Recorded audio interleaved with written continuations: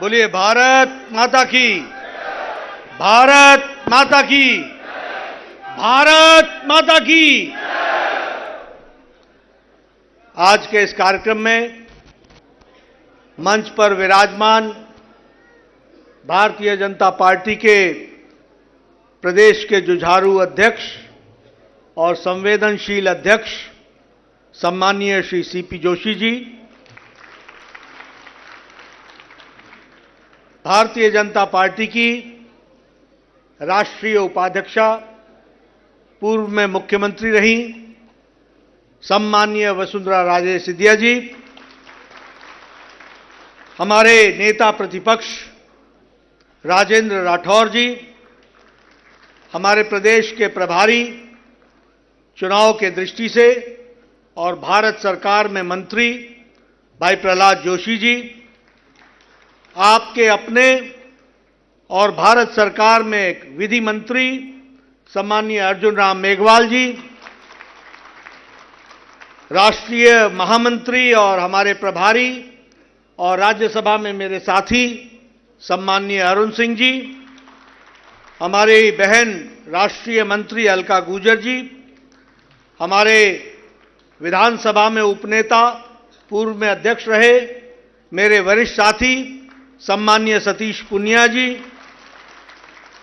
राज्यसभा में मेरे साथी घनश्याम तिवारी जी, राज्यसभा में मेरे साथी हमारे किरोड़ी लाल मीणा जी, हमारे राघव शर्मा जी, हमारे सांसद जिनको मैं जयपुर नरेश कहता हूं, रामचरण वोरा जी, श्री रमा चोपड़ा जी जिला प्रमुख जयपुर, और सौम्या जी जो मेयर हैं, सम्मानित मंच, और इतनी बड़ी संख्या में एकत्र आए भारतीय जनता पार्टी के सांसदगण, विधायकगण, पूर्व में मंत्री रहेगण और हमारे पार्टी के सभी वरिष्ठ पदाधिकारी और बड़ी संख्या में आए हुए पार्टी के वरिष्ठ कार्यकर्ता बंधु, मीडिया के मेरे साथी, प्रिंट मीडिया और इलेक्ट्रॉनिक मीडिया के मेरे साथी, मुझे आपनों राजस्थान सुझाव आपके और संकल्प हमारा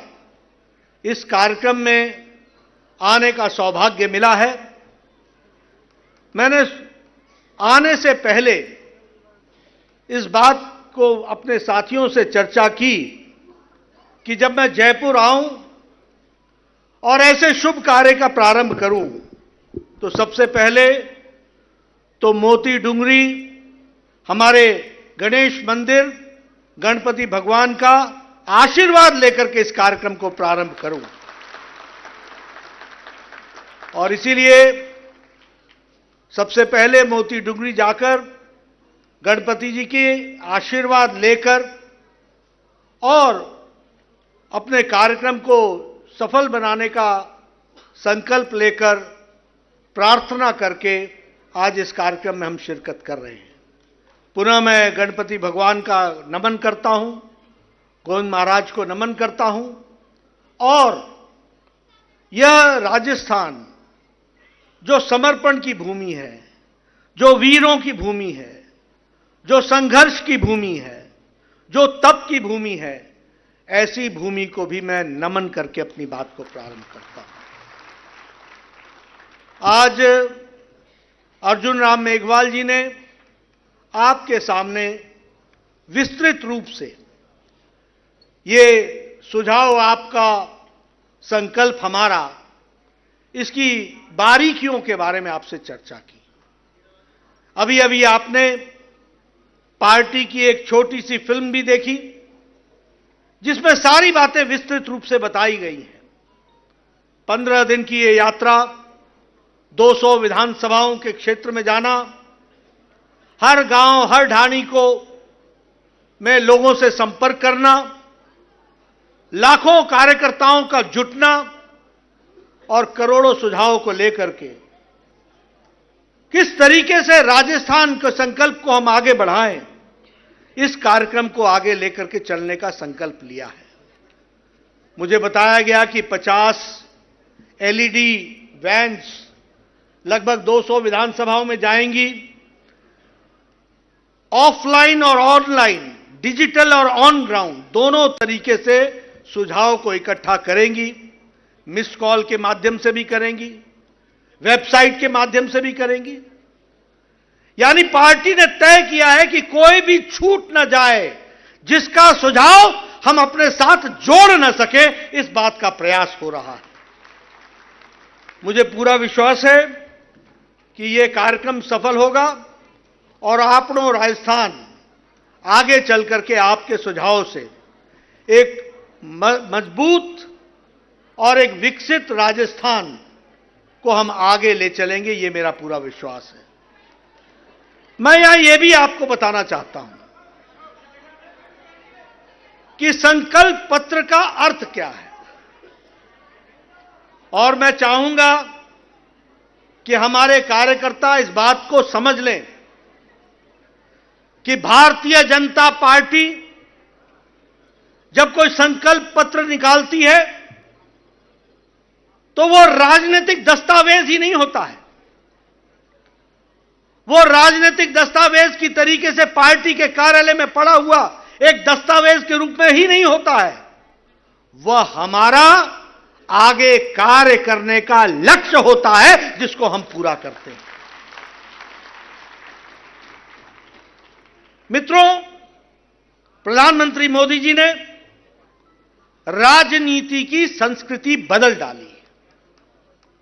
एक समय था, लंबे समय तक कांग्रेस पार्टी ने राज किया, और वो राज कैसा था? वायदे करो, बेवफा हो जाओ, भूल जाओ, जनता को नए लुभावने वाले नारे लेकर के अगले चुनाव में खड़े हो जाओ। यही संस्कृति थी।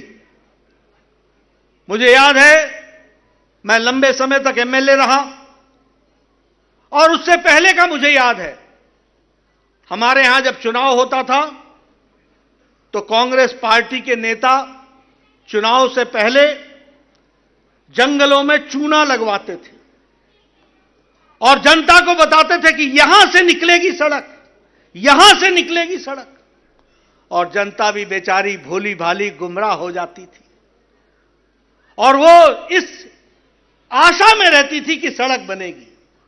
चुनाव समाप्त होता था, जनता को चूना लग जाता था